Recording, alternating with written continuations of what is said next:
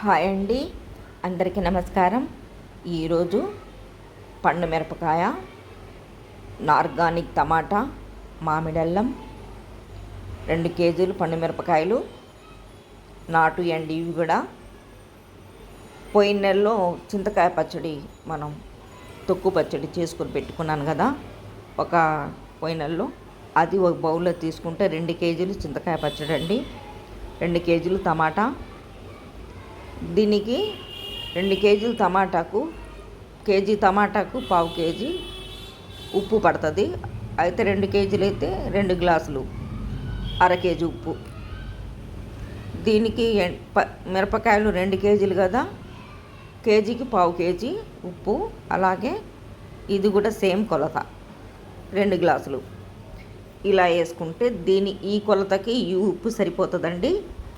చింతకాయ పచ్చడిలో మనం ముందుగానే ఆ కొలతకి ఉప్పేసి తొక్కి పెట్టుకున్నాం కదా పోయిన నెలలో, అంటే నెల 15 రోజులు అవుతుంది. బాగా మెత్తగా ఉంది. 1/2 కేజీ అల్లం, 150 గ్రాముల మామిడి అల్లం, ఇవన్నీ పక్క కొలతలండి ఇవి. ఈ పచ్చడి ఇలా పెట్టుకుంటే చాలా టేస్టీగా ఉంటుంది. ఇందులో చింతపండు అయితే ఏనండి, ఎందుకంటే చింతకాయ పచ్చడి వేస్తున్నాను కదా. ఇది 2 కేజీలు, పండుమిరపకాయ 2 కేజీలు, టమాటా ఆర్గానిక్ 2 కేజీలు. ఇవన్నీ నాటు ఏనండి నేను తీసుకుంది. ఇదిగోండి కట్ చేసుకొని గ్రైండర్లో ముందు పండు మిరపకాయలు, ఉప్పు, ఎల్లిపాయలు, అల్లం, మామిడల్లం ఇవన్నీ వేసుకొని ముందు సగం నలగాలి. సగం మిరపకాయలు నలిగిన దాకా మనం టమాటా వేయకూడదు, ఎందుకంటే టమాటాలో గుజ్జు వచ్చేసి మిరపకాయలు నలగవు. అందుకోసమని ముందు సగం మిరపకాయలు నలిగిపోయినాయండి. ఇదిగోండి చూడండి. ఇప్పుడు టమాటా వేస్తాను.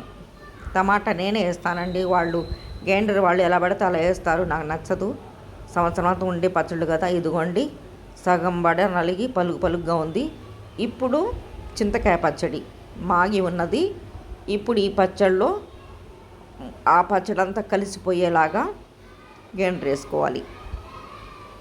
కలిసిపోయేలాగా వేసుకుంటే మొత్తం ఇది మొత్తం మిక్స్ అవుతుంది. 3 చింతకాయ, పండుమిరపకాయ, టమాటా. ఇదిగోండి పలుగ్గా వేసుకొని లాస్ట్న మెంతులు వేసుకోవాలండి 100 గ్రాములు. ఇలా తోడుకొని, పచ్చడి అంటే పలుగ్గానే ఉంటేనే ఆ టేస్ట్ వేరు ఉంటుందండి.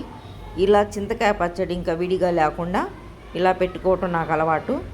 చాలా టేస్టీగా ఉంటుందండి. ఇది ఇంకా మనము తాలింపు వేసుకోవటమే. ఇంకా చింతకాయ పచ్చడి కొద్దిగా, టమాటాలు 2, ఈ పచ్చిమిరపకాయలు ఇవన్నీ వేయాల్సిన అవసరం లేదు. మొత్తం ఇందులోనే వేసుకున్నాను కదా 3. ఇక మనం తాలింపు వేసుకుంటే సరిపోతుంది. ఎప్పుడు కావాలంటే అప్పుడు తీసుకొని తాలింపు వేసుకుంటాను. నేను గాజు జార్లోనే పెట్టుకుంటానండి ప్రతిదీను. ఇది గాజు సీసా 3 కేజీలు పడుతుంది. పచ్చడి 4.5 కేజీలు అయ్యింది. ఎందుకంటే 2 కేజీలు టమాటా పచ్చడి యాడ్ అయింది కదా చింతకాయ పచ్చడి, అందువలన మీకు 6 కేజీలు లెక్క అన్నమాట. అందుకోసమని ఇందులో 3 కేజీలు, వేరే దాంట్లో 2 కేజీలు అలా పెడతాను. దీనిలో 3 పడుతుంది. ఇలా స్టోర్ చేసుకొని మనం ఎప్పుడే వేసామో ఆ రోజే మనం గాజు జార్లో పెట్టుకొని ఫ్రిడ్జ్లో పెట్టుకుంటే మళ్ళీ సంవత్సరం వచ్చేదాకా కూడా అదే షేడు, అదే కలర్ ఉంటుందండి. మాగిన తర్వాత, నల్లబడిన తర్వాత అప్పుడు మనం ఫ్రిడ్జ్లో పెడితే అలాగే ఉంటుంది. నేను వేయంగానే వెంటనే ఆ రోజు, రెండో రోజు వెంటనే గాజు జార్లో పెట్టేసి ఫ్రిడ్జ్లో పెట్టేసుకుంటానండి. ఇలా స్టోర్ చేసుకుంటే మనకు అస్సలు పాడవండి పచ్చళ్ళు. ఇదిగోండి చాలా టేస్టీగా ఉంటాయండి. ఇది చింతకాయ, టమాటా, పండుమిరపకాయ. అది పండుమిరపకాయ టమాటా, అది చింతకాయ, పండుమిరపకాయ. ఇలా పెడతానండి నేను. ఆ తర్వాత మామిడికాయ లాస్ట్న అది పెడతాను. ఈరోజైతే ఇది